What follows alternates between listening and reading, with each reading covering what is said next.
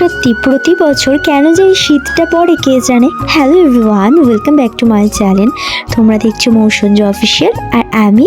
আর এই শীতের মধ্যে কাঁপতে কাঁপতে কিন্তু আমরা চলে গিয়েছিলাম প্রিন্সের ডান্স পারফরমেন্সের জন্য। আর এই ডান্স পারফরমেন্সটা ছিল বহরমপুর কোলাহল কার্নিভালে। তোমাদের সাথে গল্প করতে করতে দেখো আমি এখন পৌঁছে গিয়েছি। কিন্তু আনএক্সপেক্টেড একদম ভিড়ে ভর্তি ছিল, যেটা তোমাদের সাথে শেয়ার না করে একদমই থাকতে পারলাম। গ্রিন রুম খুঁজে পাওয়ার পরে আমি, আমার ফ্রেন্ড আর এই আন্টিটা কিন্তু খুব বেশি মজা করছিলাম। ইনি হচ্ছেন প্রিন্সেস স্যারের মাম্মা। আর এই আন্টি কিন্তু ভীষণ পরিমাণে মিশুকে, আর উনি এত সুন্দর দেখতে, এত কিউট, আমার কিন্তু বেশ ভালো লেগেছে। এরপর কিন্তু আমি গ্রিন রুমে যাই। কি বলবো গাইস, গ্রিন রুমের মধ্যেটা একবার দেখো, এত পরিমাণে ভিড়, মানে বলার বাইরে, পা দেওয়ার পর্যন্ত জায়গা নাই।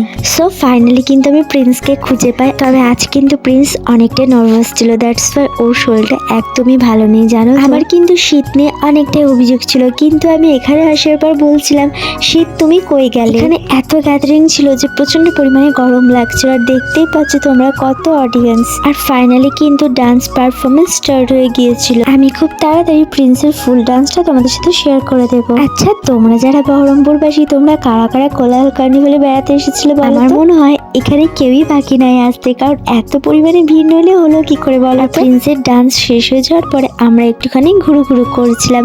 চলো তোমাদের সাথে যতটা পারবো একটু করে শেয়ার করে দেবো। এগুলো শেয়ার না করলে কিন্তু ভগবানই আমি ভাবছি। এখানে এত ইউনিক এত সুন্দর সুন্দর জিনিস পাওয়া যাচ্ছে যে তোমাদের কি বলবো।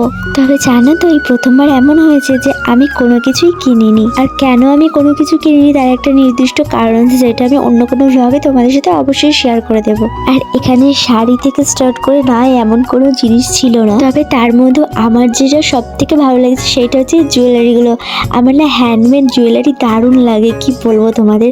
আমি ভীষণ পরিমাণে হ্যান্ডমেড জুয়েলারি পছন্দ করি। আর সঙ্গে এরকম খাদি ব্লাউজ আর khadi sari, wow, just wow লাগে দেখতে। হ্যাঁ হ্যাঁ জানি, এখন অনেকেই আমি জাজ করবে যে নিজেদের সবসময় ওয়েস্টার্ন ড্রেস পরার শাড়ির প্রতি তোমার এত লোভ। আরে বন্ধু, ওই জন্যই তো বলি না জেনে 3 মিনিটের একটা ভিডিও অথবা ব্লগ দেখে কাউকে জাজ করতে এসো না। যাই হোক, ওইসব জাজমেন্ট বাদ দিয়ে এখন দেখো এই হাতের কাজগুলো, ওয়াও, জাস্ট ওয়াও।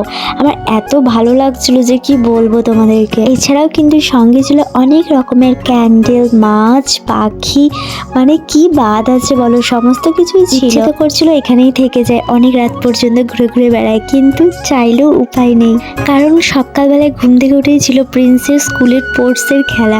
তো সেই কারণে না আমরা বেশিক্ষণ এখানে টাইম স্পেন্ড করতে পারিনি। কিছুক্ষণের মধ্যে আমরা বাড়ি চলে আসি, 10 মিনিটের মতো আর কি মেলাতে ঘুরেছিলাম। আর এছাড়াও একটা রিজন ছিল, প্রিন্সের কিন্তু অনেক শরীরটা খারাপ ছিল। ও যে আজকে পারফরমেন্স করতে পারবে এইটা কিন্তু আমরা স্বপ্নেও ভাবিনি, কারণ ওর শরীরটা অনেকটাই খারাপ ছিল। কি বলবো গাইস, ঘরের যে এত বাজে অবস্থা করে আমরা বাইরে বেরিয়েছিলাম, অন্যদিকে দেখো প্রিন্স একদম টায়ার্ড হয়ে গিয়েছিল। আর তোমাদের আজকে ভিডিওটা কেমন লাগলো অবশ্যই কমেন্ট করে জানাবে। তো চলো আজকের মতো এতটাই, টাটা।